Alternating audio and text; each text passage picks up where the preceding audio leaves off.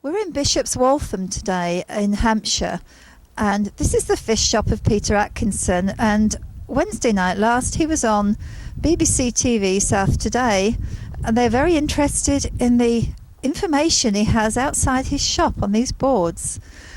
And we're going to go in and have a word with him, have a closer look at the boards, and see what he has to say. His principal concern is about the fishing industry, what they're doing to it, bureaucracy, etc., etc. Because we know that our fishing industry is dying. It's been pinched from us by other countries, by various diktats from the European Union, and by our government being complicit in doing this, which they didn't have to do. They could always say no, but they didn't. So let's go over and talk to Peter now and see what he has to say.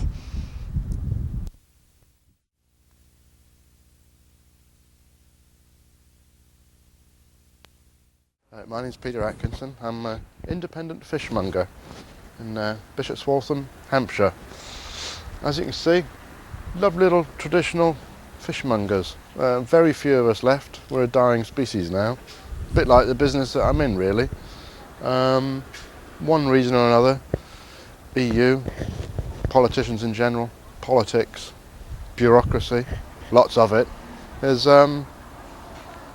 created an industry which is, well, has decimated an industry. I've got, as you can see outside my premises, I've got a few blackboards with a few comments, and one particular beef at the moment is trading standards. Trading standards have given me a few thoughts lately on the fact that I have to give you a full account of traceability of where all my seafood comes from, which is all well and good, fair enough. As long as people can see it's from the sea and it's fresh and it's the right price, then hopefully that's enough information. But that's not the case anymore. I've got to tell you, as I state quite clearly here, that my fish comes from Zone 27 Northeast Atlantic, for example. That includes all the fish that you can buy and is landed into Cornwall or into Lerwick, Shetland, that far apart. And also all the fish that's caught in Norway, Greenland, Iceland, not all part of the EU as well. Funny enough, their industry is all relatively intact and ours is in complete tatters. Common agricultural policy and the common fisheries policy are two beasts alike, and both had a pretty serious effect upon the industry. Now, I digress a little bit there, but going back to my particular issue with the trading standards thing, is why on earth do we have to have so much of this, what is really irrelevant information for the customer? I'm all in favour of the customer having awareness of where everything comes from, how it got there, how old it is, a price, etc., etc. But is it really necessary to have as much information as this? Is it relevant? No, I don't think so. Because what it actually does, the fact that you have to provide all this information, all it does is create an administrative nightmare.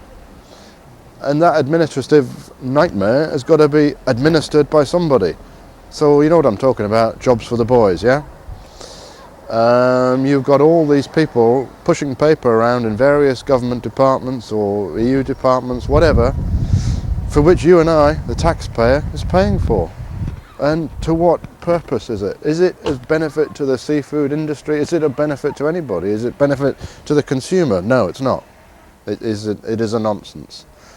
But these are rules and regulations that I have to follow, and if I don't, I get penalised for it. So you have to go with the flow. Unfortunately, we're in a situation in this country where people say to you, jump. We say, how high? If you ask the same question to the French or the Spanish, who have a very large interest in the seafood industry, they'll just say no. And they'll fight their corner, and they look after their own interests first. And maybe we should think about doing that a little bit more ourselves. And it's not just trading standards, and that's my particular issue. I mean, I've had issues with environmental health, with all manner of bureaucratic departments.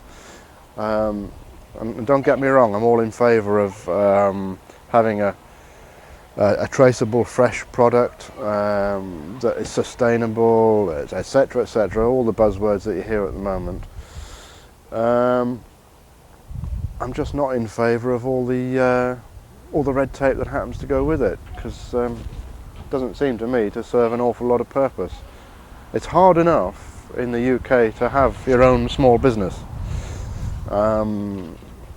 You're up against serious competition, of course. You've got the big man, the supermarket, Mr. Tesco, etc., who have only one aim, and that is basically total domination of all our markets in whatever trade it may be, and the seafood trade being one of them. So small independent businesses like myself are under an awful lot of pressure, and it's not helped by the extra stresses and strains of bureaucracy. What else can I tell you about here? Yeah, I think basically if you want to move down this way, can you do that? Mind the cable. Got it? If we look at this little blackboard here at the end, you can see about sums it up really. I've poked fun at everybody that's given me enough ammunition to write this kind of material, and I put outside my shop. I don't take myself too seriously. What I try and do is just poke a bit of fun really, because that's about the only way you can deal with it. I'm not one for extremism in any shape or form. All I'm trying to do is look after, number one, protect my business, because my business earns me a moderate living to which I feed my little family. And I'm getting a little bit hacked off with everybody trying to interfere and take their little piece away from it. So I make these comments just to keep my own sanity.